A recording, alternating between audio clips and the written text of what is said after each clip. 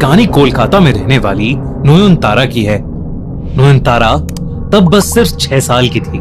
उस दिन भूत चतुर्दशी का दिन था और इसलिए नयनतारा अपने परिवार के साथ भगवान भूतनाथ के मंदिर दर्शन करने आई थी। नयनतारा उस मंदिर में जाते ही इतनी खोसी गई कि उसके परिवार वाले कब मंदिर से निकले उसे पता ही नहीं चला। मंदिर के पुजारी को अचानक किसी जरूरी काम से जाना पड़ा और क्योंकि वो नहीं जानते थे कि नयनतारा अंदर है, उन्होंने मंदिर बाहर से बंद कर दिया। कुछ ही देर में सूरज ढल गया और रात हो गई। नयनतारा उस मंदिर के अंदर बिल्कुल अकेली थी। तभी अचानक उस बंद मंदिर के दरवाजे से आर पार होते हुए लोग अंदर आने लगे। देखते ही देखते अंदर एक भीड़ जमा होने लगी। सब लोग बहुत अजीब से दिख रहे थे। ये लोग आम नहीं थे। ऐसा लग रहा था कि ये सब मरे हुए लोगों की आत्माएं हैं। बेहद डरते हुए नयनतारा मंदिर के कोने से छुप के उन्हें देख रही थी। तभी उसने देखा कि वो सब लोग एक एक करके भगवान भूतनाथ की पूजा करते हुए रो रहे हैं। ऐसा माना जाता है कि भूत चतुर्दशी की रात मंदिर में भूतनाथ की एक बहुत बड़ी पूजा होती है, जो आत्माएं खुद आकर करती हैं। वो आत्माएं अक्सर अपनी मुक्ति की आस में वहां आती हैं। नयनतारा ने इस कहानी के बारे में तो सुना था, लेकिन आज वो इस सच को खुद अपनी आंखों से देख पा रही थी। तभी उनमें से एक आत्मा का ध्यान नयनतारा पर गया और वो गुस्से से उसे देखने लगा। उस आत्मा का चेहरा नयनतारा को बहुत ही भयानक लग रहा था, लेकिन तभी नयनतारा ने उससे उसकी पीड़ा पूछी तो वो शांत हो गया। धीरे धीरे नयनतारा ने वहां मौजूद सभी आत्माओं से एक एक करके बात की और तब उसे ऐसा लगा कि उसकी जिंदगी का यही उद्देश्य है। उसने अपना आत्माओं को देखना और उनसे बात करना भगवान भूतनाथ का एक वरदान माना। जैसे जैसे वो बड़ी होती गई, उसने अपनी इस शक्ति को मरे हुए लोगों की आत्माओं को मुक्ति दिलवाने में लगा दिया। पर उसकी इस शक्तियों ने उसे समाज से बहुत दूर कर दिया। कोई भी नयनतारा को अपनाने के लिए तैयार नहीं था, बल्कि उसके अपने घर वालों ने भी उसे घर से निकाल दिया था और वो एक हरगौरी मंदिर में रहने लगी थी। एक दिन उसी हरगौरी मंदिर में ललिता सेनगुप्ता अपने बेटे सूरजो सेनगुप्ता को लेकर आई। सूरजो को देखते ही नयनतारा को कुछ महसूस हुआ। उसे लगा कि शायद सूरजो को अपनी जिंदगी में मदद की जरूरत है। सूरजो सेनगुप्ता अपने परिवार के साथ कोलकाता के परी महल में रहता था।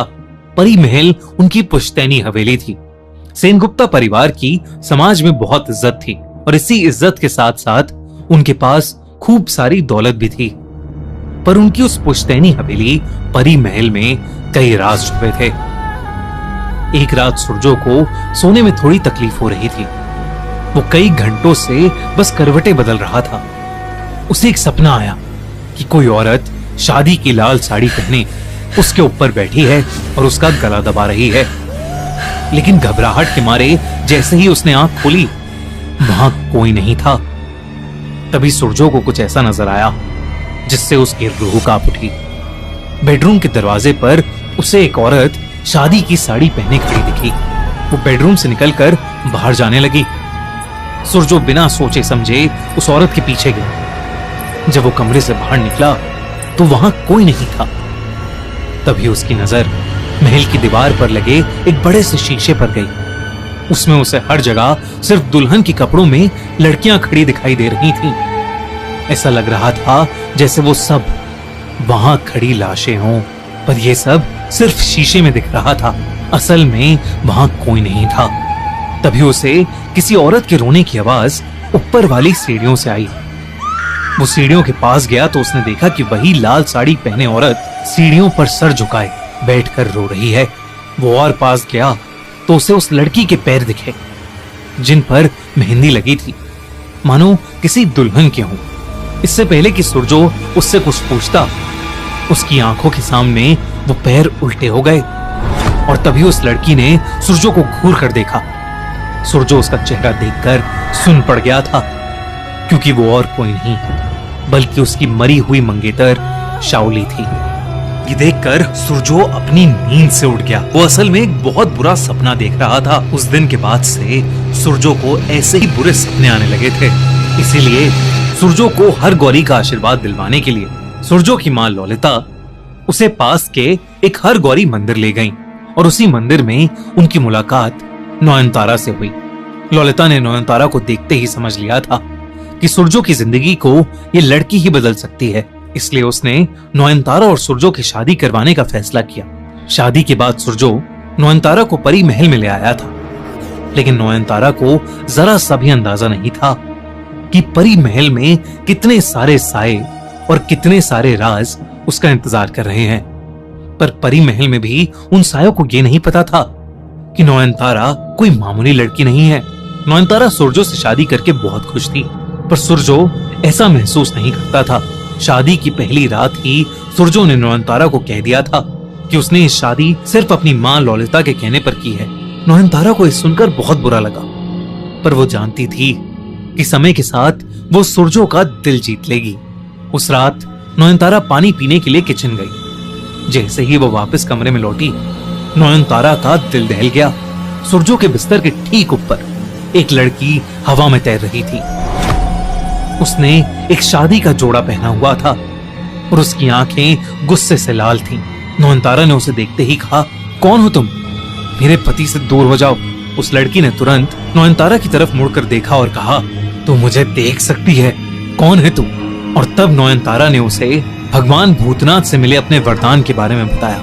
नयनतारा की सच्चाई सुनकर उस लड़की की लाल आंखें शांत हो गईं और वो रोने लगी। इससे पहले कि नयनतारा कुछ और कह पाती, पीछे से सुरजो की आवाज आई, ये तुम किससे बात कर रही हो? वो आत्मा तुरंत गायब हो गई और नयनतारा चुपचाप बिस्तर पर आकर सोने की कोशिश करने लगी। नयनतारा अपने दिमाग को शांत ही नहीं कर पा रही थी। उसे समझ ही नहीं आ रहा था कि वो औरत कौन थी और नयनतारा की बात सुनकर क्यों रोने लगी थी। इसी उलझन में नयनतारा बिस्तर से उठकर उस औरत को परी महल में ढूंढने चली गई। रात के अंधेरे में परी महल बहुत ही डरावना लग रहा था। उस महल की हवा में एक अजीब सी घुटन थी। नयनतारा उसे हर जगह ढूंढने लगी। तभी एक बंद कमरे से आवाज आई। जब नयनतारा उस कमरे में घुसी तो उसकी रूह कांप उठी।